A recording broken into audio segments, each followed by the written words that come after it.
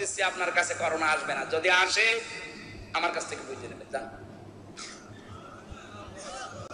যদি আসে তাহলে কোরআন শরীফ মিথ্যা হয়ে যাবে, যদি আসে তাহলে কোরআন শরীফ মিথ্যা হয়ে যাবে।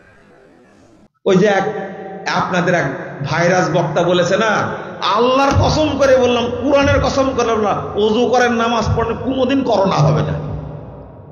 বলেনি? ও বক্তাকে ভুলে গেছেন আপনারা, বক্তাকে ভুলে গেলেন আপনারা। লা হাওলা ওয়ালা কুওয়াতা ইল্লা বিল্লাহ।